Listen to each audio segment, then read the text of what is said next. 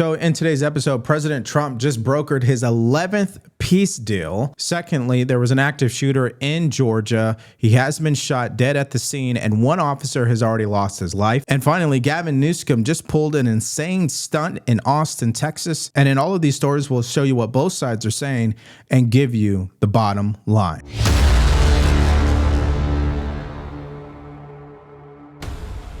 It's a long time, 35 years. They fought, and now they're friends, and they're going to be friends for a long time. But it's a big, beautiful honor to welcome everyone to the White House for this very historic peace summit between Armenia and Azerbaijan. It's really a great thrill for me. I love seeing good people get together, and that's what you have. You have two great leaders. I want to congratulate these two visionary people, Prime Minister Pashinyan and President Aliyev, for coming to Washington to sign this momentous joint declaration. It's a tremendously important document, and it's been a long time in coming. They were explaining before that so many times they thought they could get there. It never happened, just never happened.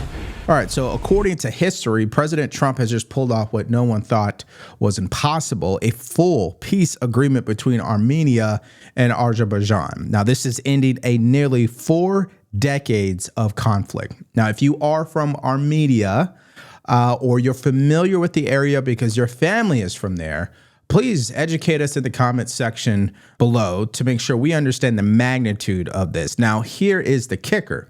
The United States now controls the brand new TRIP corridor, also known as the Strategic Trans Route for Rail, Pipelines, and Communications, that will completely sideline Russia. Now, just think about that for a second.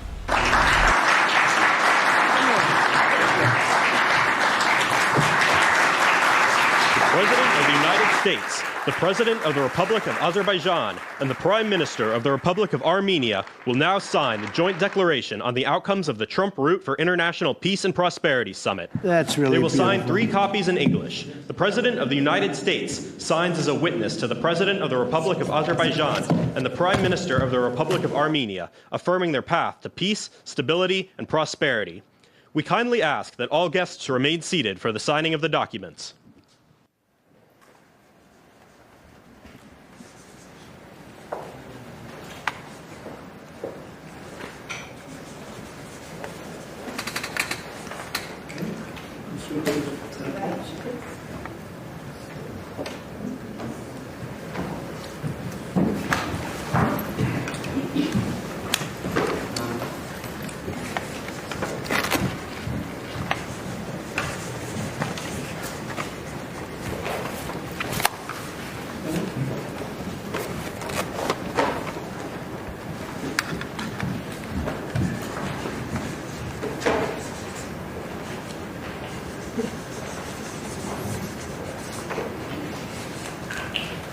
That is so great, and we'll hold up. How about holding up that document? All right.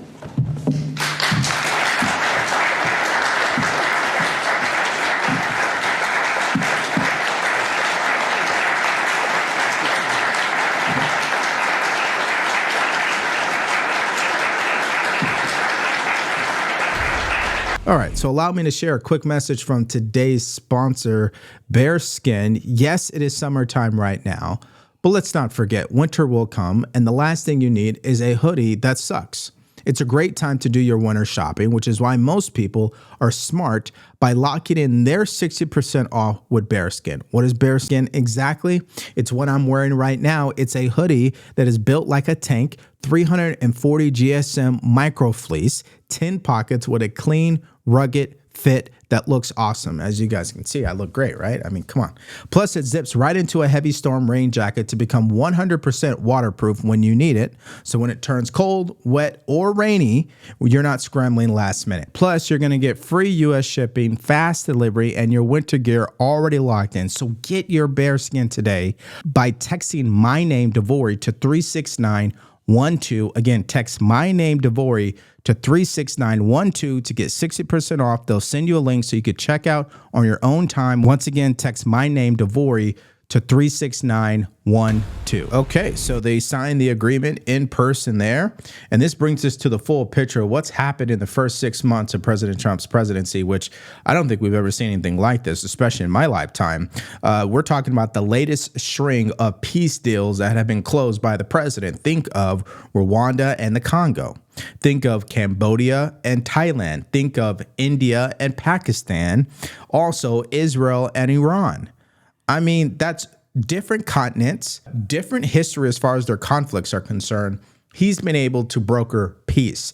You got to give him some level of credit. In fact, the prime minister of Azerbaijan, he says that the president should be nominated for a Nobel Peace Prize. Take a listen. Can I have a suggestion? Yes. So maybe we agree with Prime Minister Pashinyan to send a joint appeal to Nobel Committee to award President Trump with the Nobel Peace Prize, because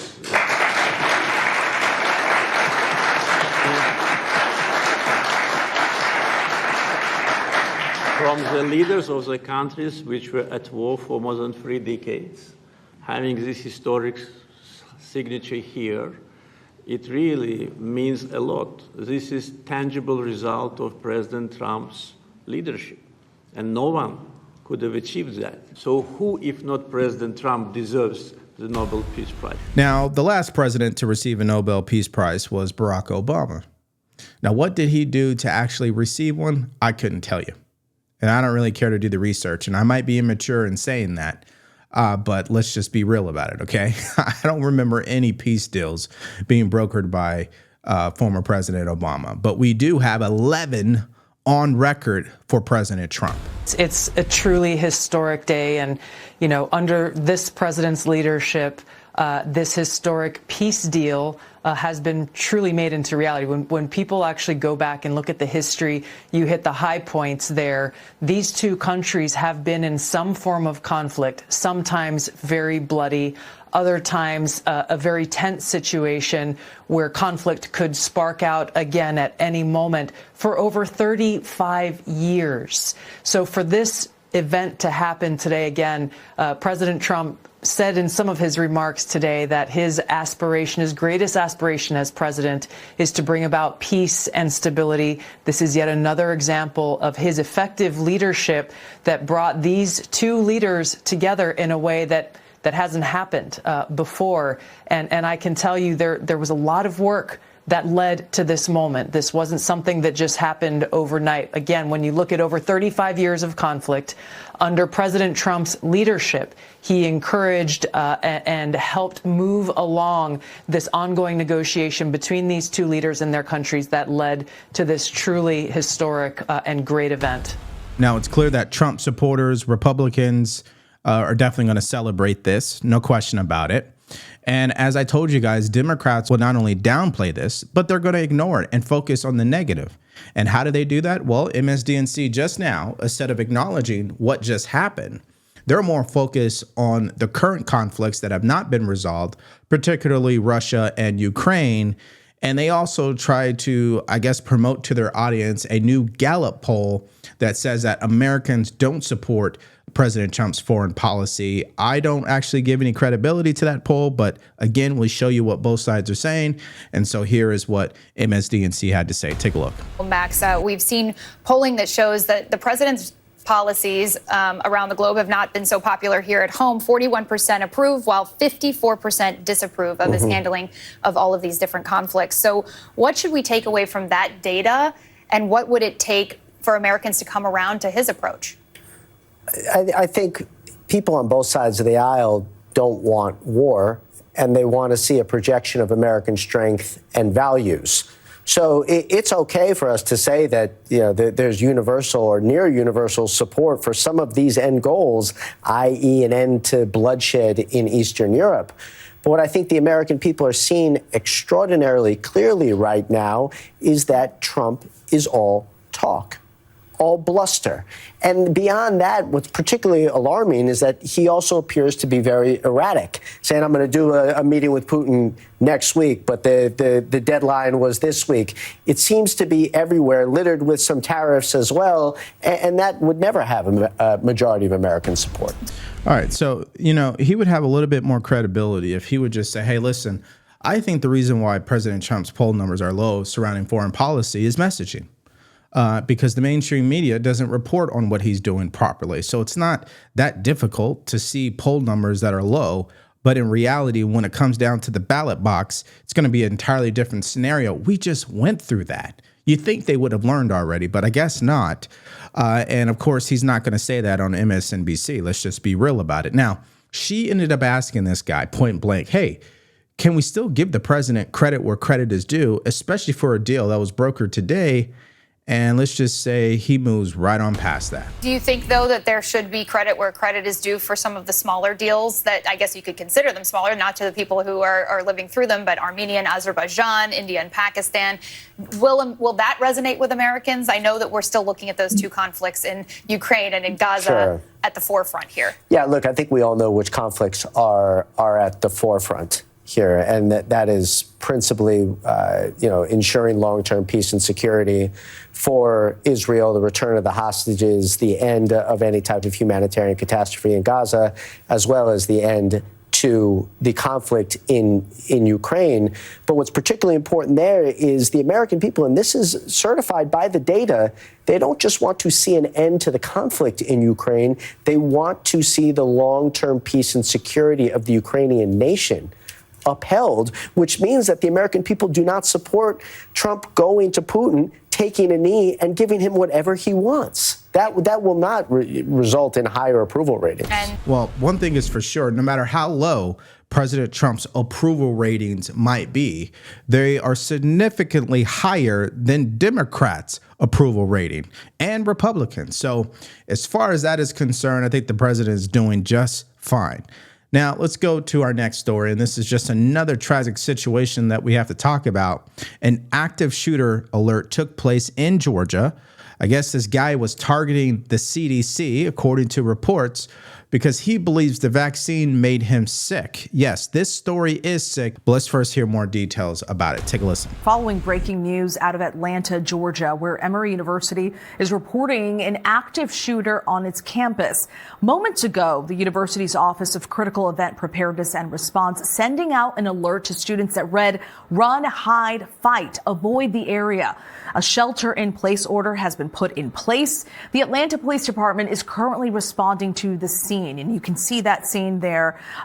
Intense police presence. Sources are now telling ABC News local police encountered what they believe was an armed suspect and attempted to engage that person. A wounded officer has been taken to Emory University Hospital. That is what we are learning at this moment. Now, the one officer that was in critical condition as of shooting this video, he has actually passed away. So obviously we have to send our love and pray that God will bring closure to the family. And it's just a tragic situation. Lockdowns did occur in the nearby schools and other facilities there. They said up to 90 kids had a shelter in place, and he was ultimately targeting the CDC. Now let's look at some photos that people were able to gather at the CDC building. All right, so here's one of them. As you guys can see, the bullet did go through the glass, or was stopped by the glass. And it's good that the glass didn't completely shatter there. And here's another one for you, I guess from another angle. I believe the bullet did go through the glass there. And they're not actually reporting any other fatalities at this point. But yeah, it's just a crazy situation. And just to go a step further, I'm going to play you a clip from someone who was in the area that did not get the video of the guy, but got the audio of what took place.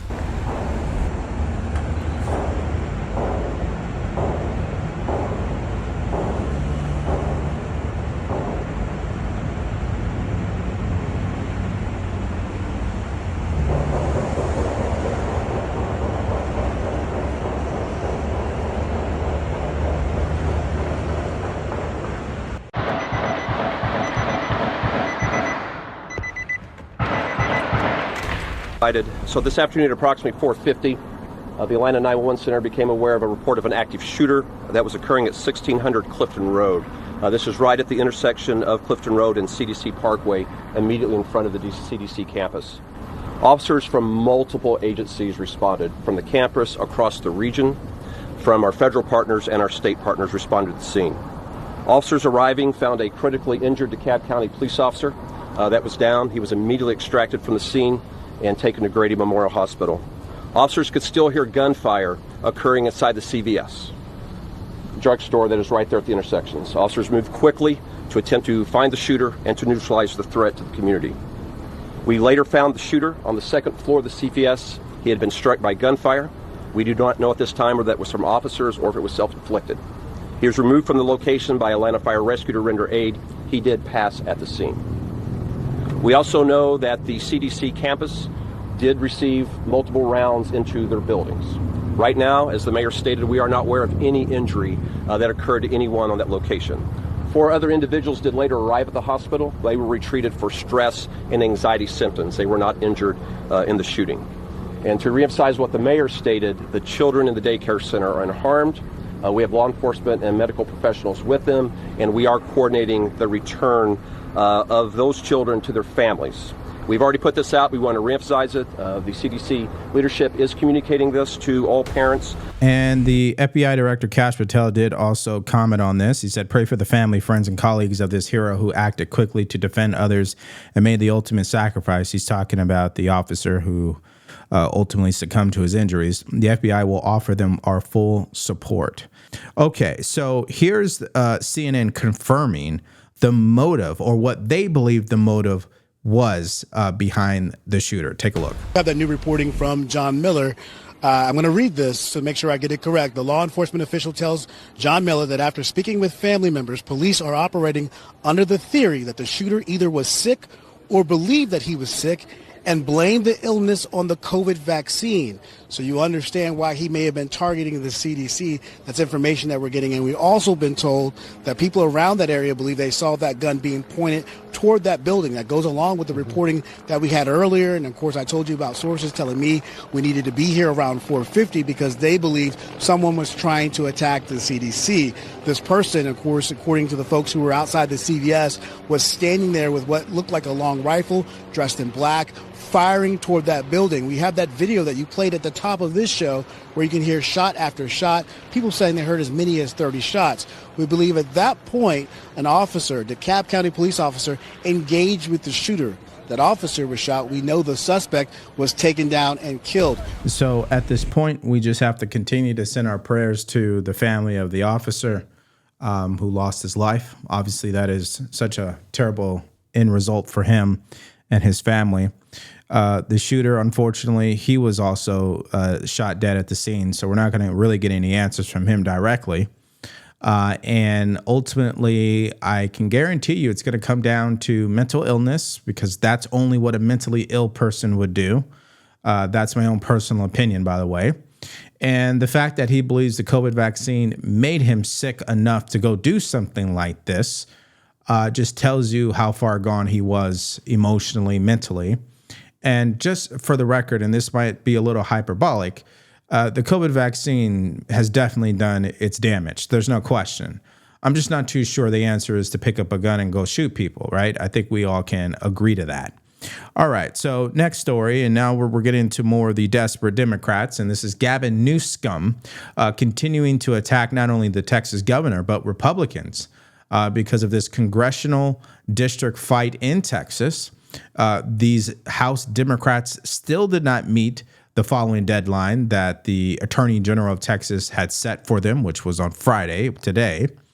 And we're still waiting to see if any of them are going to be arrested or held accountable for this. Do you think that your Democratic colleagues should be arrested for not being here? What I'm going to tell you is that every single Democrat in the legislature here in Texas right now is united, completely united on the concept, against the concept that we ought to be redistricting every 2 years.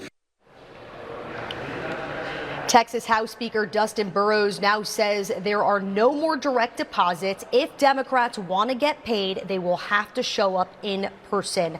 The House Speaker is also working with the Texas Attorney General to enforce civil arrest warrants in Illinois, the FBI helping locate those absent members. Attorney General Ken Paxton filed a lawsuit today in the state Supreme Court to remove those absent Democrats from office and declare their seats vacant. The Democrats Democrats who left have showed no signs of coming back for the special session. Instead, some appearing today with California Governor Gavin Newsom. He is holding a press conference right now. Okay, to make sure you understand how serious the House Speaker is, take a look at these punishments that he has for these House Democrats. Paychecks must be picked up in person. No more direct deposit. Okay. 30% of Democrats' office budgets will be cut. Wow. $500 fine per day. Must appear in person for any reimbursements. Banned from sending newsletters and possible arrest by the FBI. Now that is getting interesting. It continues to make this story even more dramatic, but it still leaves us with the question, will these people be arrested and held accountable for this? I'm not too sure. Now, here's what Gavin Newsom had to say, because I told you guys this is a reality TV show. Had it not been for the courage of the Democratic representatives from Texas to stand tall and to stand up, to walk out, as is their right, as old a principle as American pie, the ability for a minority to walk out when it comes to the abuses of a majority. Now, if you're from Texas and you watch me, how troubling is it for you that you are seeing your state legislators hold a press conference with Gavin Newsom? Are you listening? Are you seeing that? I mean, that is just something crazy. And he knows what he's doing. Okay. Obviously, this is him gearing up for 2028. He's laying the groundwork right now, positioning himself as a foregone conclusion. And I just don't think if I was a Democrat, I'd be hitching my wagon to Gavin Newsom, if I'm just being honest. But okay. Here is the governor also attacking President Trump and Texas Governor Greg Abbott. Take a look. Now he's dialing up for seats. He called Greg Abbott, who doesn't have the courage, doesn't have the backbone, doesn't have the consciousness of the consequences of his action. And he has rolled over and he said, yes, sir, and they're trying to dial now for new seats for precisely the reason that Speaker Pelosi and others have represented. They will lose in the midterms. He knows it. Why else would he make that phone call? His agenda's failing. This presidency is failing. He knows the headwinds in a midterm. He's dialing for seats. All right. So as we've stated time and time again, Republicans are not cheating or stealing the midterm election, but that's what Democrats will scream about because they are the ones who actually steal elections. And I don't care if you believe me or not, but I just don't see how a president could get 81 million votes, if you guys can catch my drift there. At any rate, the point is there will be a cause and effect to this. There's no question about it, okay? You can't be naive to what Republicans in Texas are doing. If they get their way, which they will, it will only push other states to do the same thing on both sides of the aisle. Now, is that ultimately a good thing in the end? I really don't know the answer to that. And I'm not afraid to say I don't know. I don't know. But I can tell you it is the reality of our politics today. I'm not one that's for tit for tat, but I got to tell you, if Texas does this, California, New York, and Illinois, it's hard for me to say don't do it for the simple reason that I just think it's unfair what they're doing. If we were at the beginning of the decade and Texas said we're going to redraw these districts, we have the power, I'd say, you know what? They're right. This is how the process works. But to do it midstream, I don't think this is a Cold War. The young man obviously didn't know what the Cold War was about. This is a political fight that will have repercussions for a very long time, because anytime a party in the middle of a decade gets a little more power and is able to call a special session and redraw districts, they'll do it. And I just don't think that's good for the overall body politic. Okay, so I respect his pushback on this because he's coming at it from a logical point of view, not a I'm Trump deranged point of view, okay? And I would wish Democrats would speak more like him, but I know I'm not going to get that as an expectation.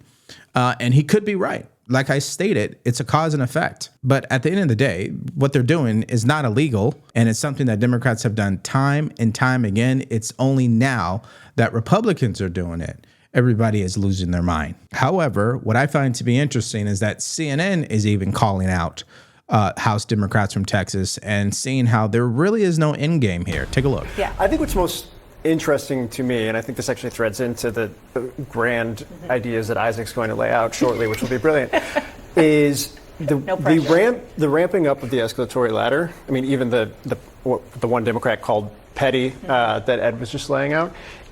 I don't necessarily see the end game to it at this point in time, which I do think threads directly into the national implications of this. This type of thing has happened in the past.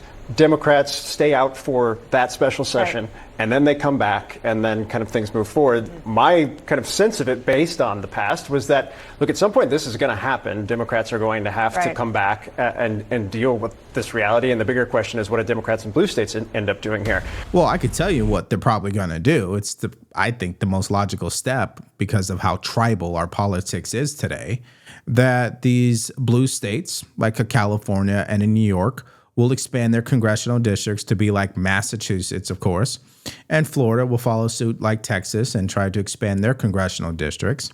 And we'll have a country where there's just states that are just all red and states that are all blue. And it's not like we don't have that now, because we do. It's just not every state is that way. So is that a good thing? I asked that question earlier. I'd like to get your guys' answer in the comment section to that. I don't know, but I do know that it's not illegal.